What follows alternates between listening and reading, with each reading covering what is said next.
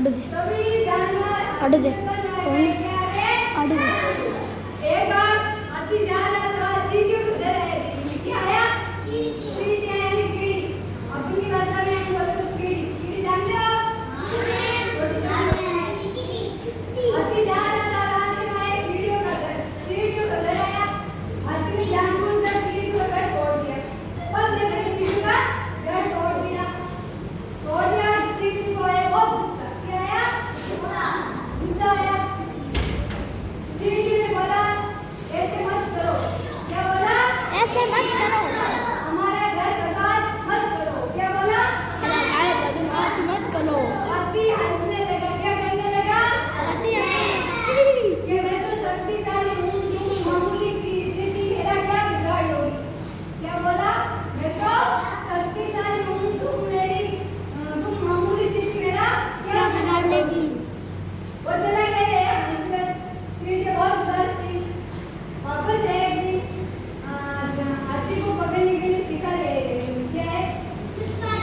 क्या है शिकारी ने हाथी के ऊपर जाल नहीं किया क्या किया जाल होता ना जाल को पकड़ने के लिए जाल नहीं किया हाथी बहुत फड़फड़ाया शिकारी उसको गोली मारने लग गए लेकिन वो चींटी जिसका घर बर्बाद किया था हाथी ने वो चींटी वहां आ गई और देख ली कि हाथी को शिकारियों ने पकड़ लिया है और गोली मारने की कोशिश कर रहे हैं तो चींटी ने ना उसके पेट के अंदर घुस गई क्या करी पेट के अंदर घुस गई और मतलब खाने लगे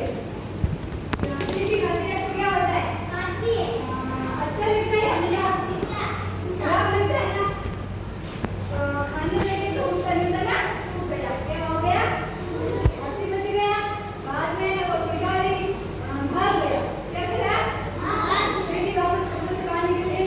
और हाथी ने शर्मिंदा की माफी मांगी चींटी से जवाब दो चींटी मैंने तुम्हारा घर बर्बाद किया लेकिन तुमने मेरी जान बचाई क्या बचाई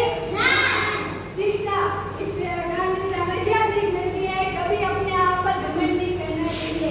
सबका टाइम आएगा क्या आएगा सबका समय आता है ना मुसीबत में आता है या नहीं आता है तो मुझे बताओ परेशानी में कौन पड़ा सबसे पहले परेशानी में कौन पड़ा सबसे पहले हेलो चींटी क्यों पड़ी उसका घर किसने बता दिया और हाथी ने बाद में उस चींटी से क्या कहा नहीं मतलब घर बर्बाद किया ना उसका तो हाथी ने उससे क्या कहा आजकल चला गया उससे पहले क्या किया उसने कुछ बोला था ना क्या तुम तो मैं मामूली चींटी हो क्या हो मैं शक्तिशाली हूँ तुम मेरा क्या बिगाड़ लोगी तो मुझे बताओ बाद में हाथी को पकड़ने के लिए कौन आया जंगल में